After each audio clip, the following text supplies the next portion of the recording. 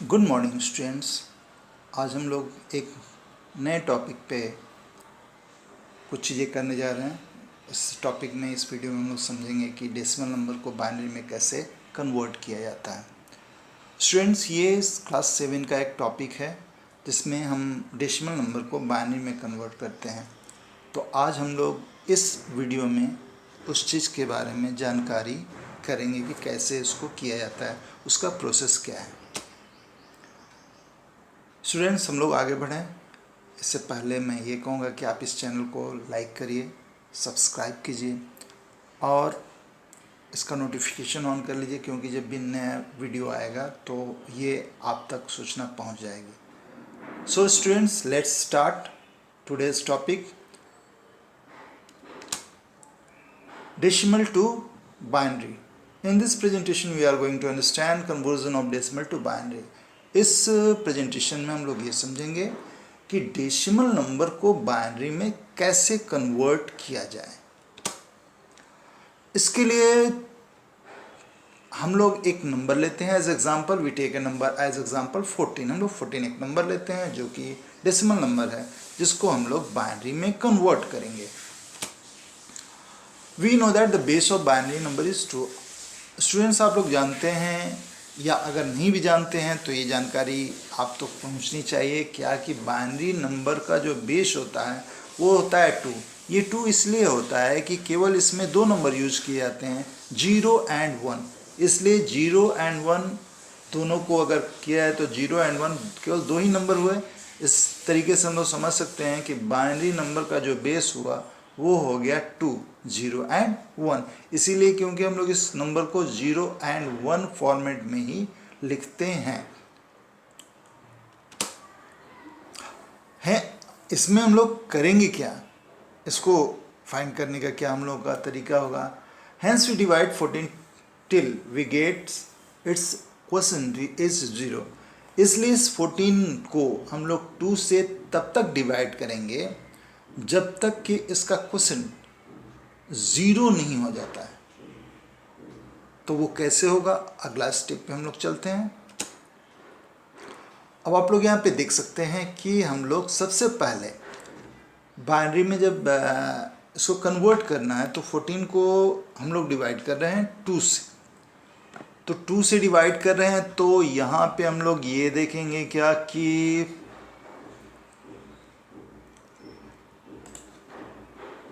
इस 2 से हम लोग इसको डिवाइड कर रहे हैं।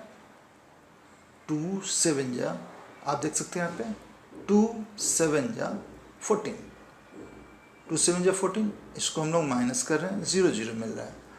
तो हम लोग यहाँ पे सेम वही चीज़ आप देख सकते हैं क्या, यहाँ पे क्वोशेंट आ गया 7 जा और इसका जो रिमाइंडर बचा वो है आपका 0। ये 7 यहाँ से आया आपका और 0 रिमाइंडर यहाँ से आया, ठीक है। तो हम लोगों ने 14 को 2 से डिवाइड किया तो 7 टाइम में 14 डिवाइड हो गया। अगले स्टेप में देखते हैं क्या होता है।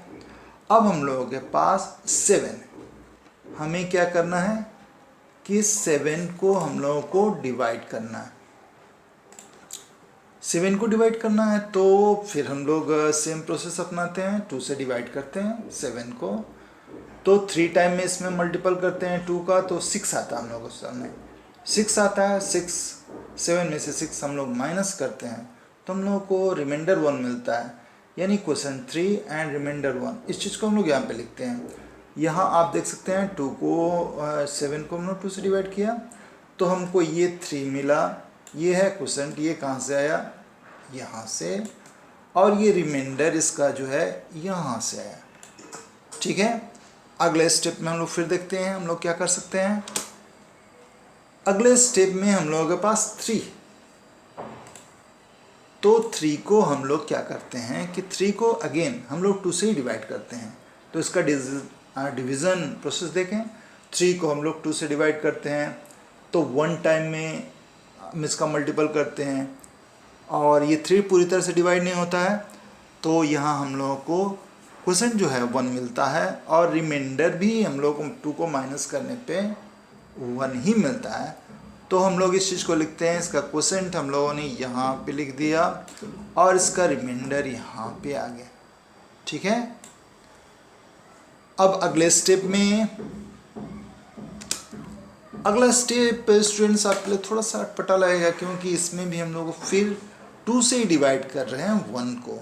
यहाँ पे आप अगर डिवीज़न करना जानते हैं तो आप समझ रहे हैं क्या कि 2 जो है उसमें जब 2 से जब हम लोग डिवाइड करेंगे 1 में, तो 2 1 टाइम में भी बड़ा हो जाएगा, ग्रेटर हो जाएगा, इससे बड़ा हो जाएगा, तो सब्ट्रैक्शन नहीं हो पाएगा। तो इसके लिए हम लोग करते क्या हैं कि यहाँ पे हम लोग 2 का मल्टीपल करते हैं 0 से, तो हम लोग को 0 मिलता है, और जब हम लोग माइनस करते हैं 0 को 1 से, तो यहाँ हम लोग को 1 मिलता है। तो इसमें हम लोग क्या करते हैं, इसको रिमाइंडर इसका 1 यहाँ पे हो गया, और ये है इसका क्वोशेंट, आप देख सकते हैं 0। ठीक है, तो आपने इसमें देखा क्या कि जब ये स्मॉल हो गया, नंबर 2 से छोटा हो गया, तो हम लोगों ने 0 से मल्टीपल किया 2 का, और उसके बदले हम लोगों को 0 मिला। फिर हम लोगों ने उसको क्या किया कि 0 लिखने के बाद माइनस किया 1 में से 0 को, तो हम लोग को 1 मिला, रिमाइंडर हम लोगों ने यहाँ पे लिखा 1 और क्वोशेंट यहाँ चला गया। स्टूडेंट्स, इसमें हम लोगों ने एक चीज़, आप शुरुआत में हम लोगों ने डिस्कशन किया था कि हम लोगों को 2 से तब तक डिवाइड करना है जब तक कि हमारा रिमाइंडर 0 न मिल जाए। अब आप यहाँ पे देख सकते हैं क्या कि हम लोगों ने तब तक इसको डिवाइड किया जब तक इसका क्वोशेंट 0 यहाँ नहीं हो गया। अब यहाँ पे क्वोशेंट 0 हो गया और 1 इसका रिमाइंडर है, आप देख सकते हो। तो अब ये क्वोशेंट अकॉर्डिंग टू हमारे रूल के अकॉर्डिंग टू 0 यहाँ पे आ गया। अब हमारा प्रोसेस यहीं पे ख़त्म हो गया, क्योंकि क्वोशेंट के इक्वल, जो 0 के इक्वल है, वो आ गया यहाँ पे। तो अब हम लोगों को अगला स्टेप क्या करना होगा, now we write all the reminders in the reverse order, means bottom to top. इस चीज़ को, अब जितने रिमाइंडर्स हैं इसको हम लोग बॉटम टू टॉप, यानी नीचे से ऊपर की तरफ ले जाएंगे, या उसको उस तरीके से लिखेंगे, यानी ये फर्स्ट होगा, इसके बाद ये सेकंड होगा, इसके बाद ये थर्ड होगा, उसके बाद इसको लिखेंगे। तो देखते हैं अगले स्लाइड में।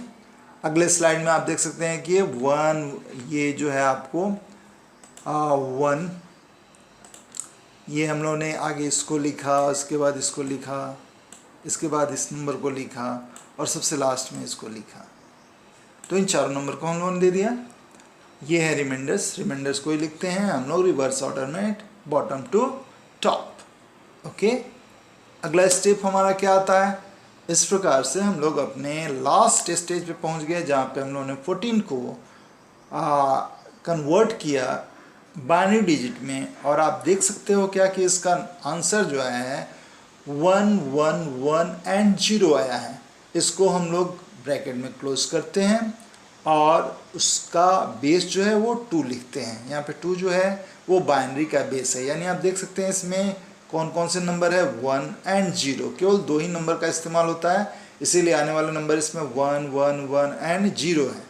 तो यहाँ पे आप कन्वर्जन देख सकते हैं, 14 का कन्वर्जन हो गया बाइनरी में। 14 का अगर कन्वर्जन करते हैं हम लोग बाइनरी में, तो हम लोगों को 1 1 1 एंड 0 मिलता है। तो ये हो गया इसका आंसर। हमको उम्मीद है क्या कि आपको